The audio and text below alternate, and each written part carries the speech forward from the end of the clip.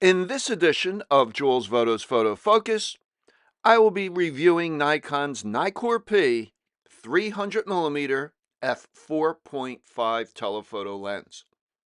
It was Nikon's first 300mm lens for the Nikon F, and it was introduced in 1964. There were many versions of this lens over the years. The one I will be reviewing here was the 1964 version, the first version.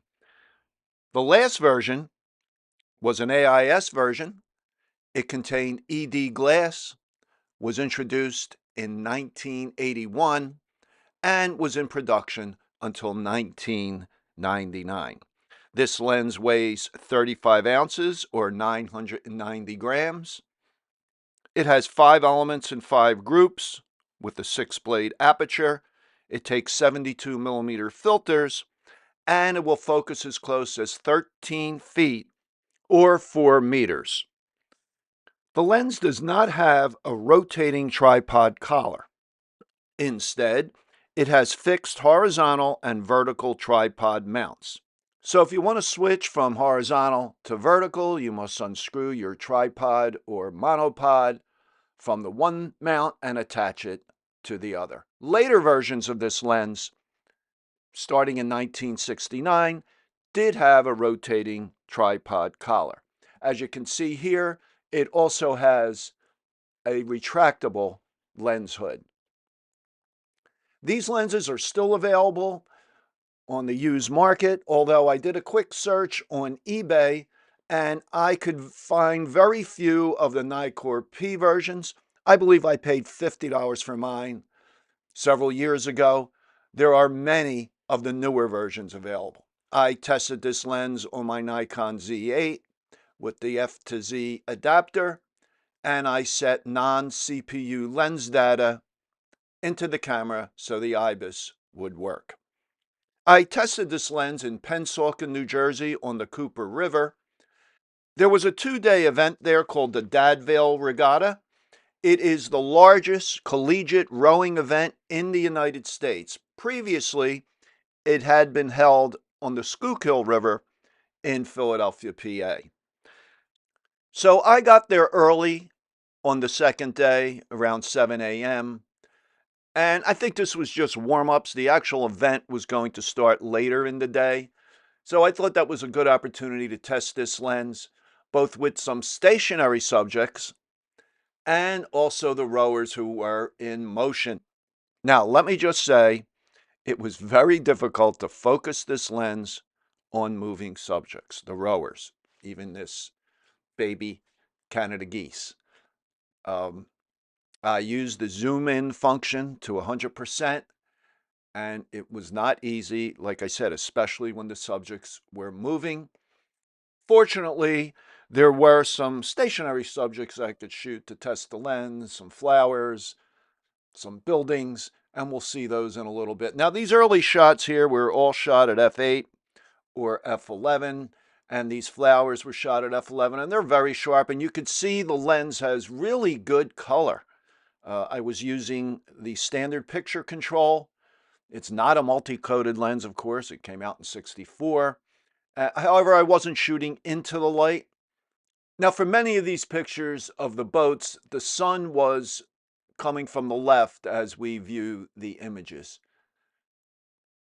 So I just tried to do my best. This image here is not very sharp. Normally I don't show the unsharp images, but I just wanted you to see the result of me having difficulty focusing. Now, this shot here was at 5.6.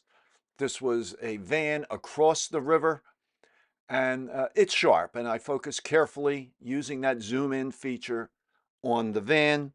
And then this one here was at f8. So it's sharp. It's a sharp lens. You just need to be in focus. And of course, if I was using an autofocus lens, that wouldn't be an issue. And here's one at 5.6 of this Canada Goose, and it's not real sharp. Now, this 4-person boat was at 5.6, and I managed to get it decently sharp. So then what I did, this is the boathouse.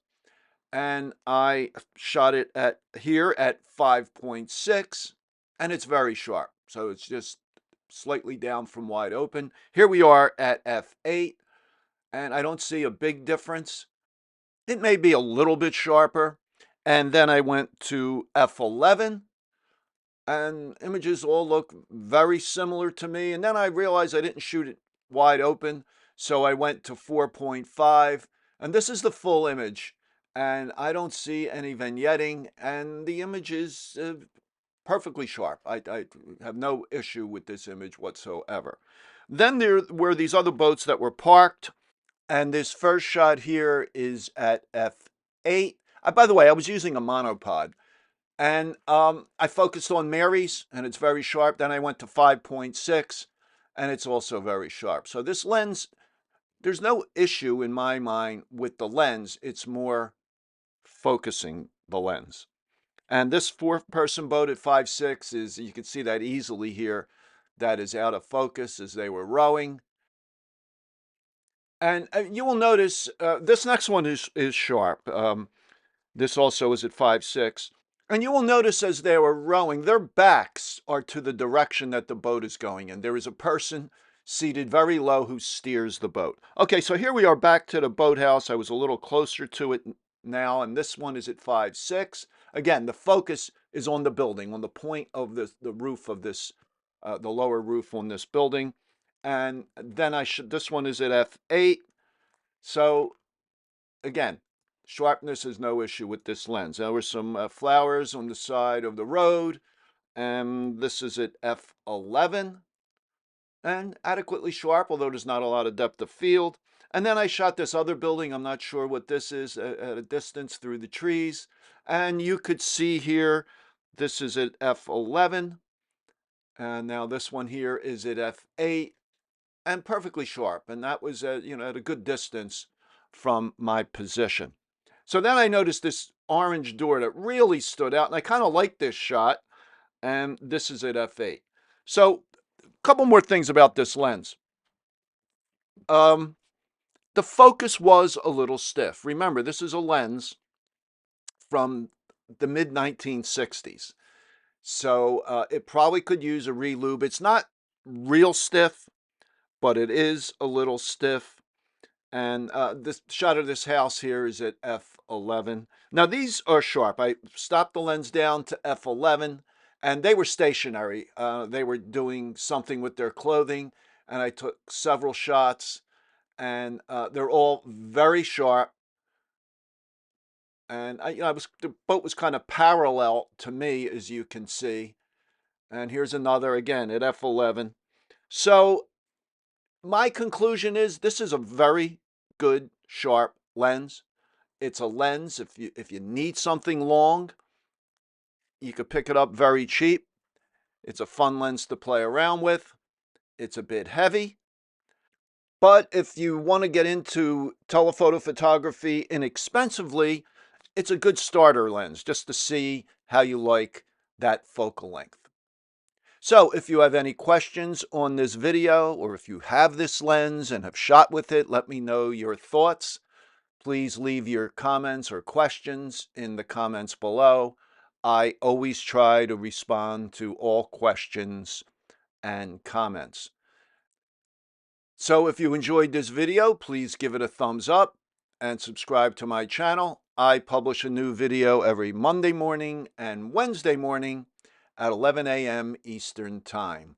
And unfortunately, this is one of the out of focus shots. I really liked the way the sun was hitting these baby Canada geese, but should have been using an autofocus lens, I guess. All right, so thanks for watching, and I will talk to you soon.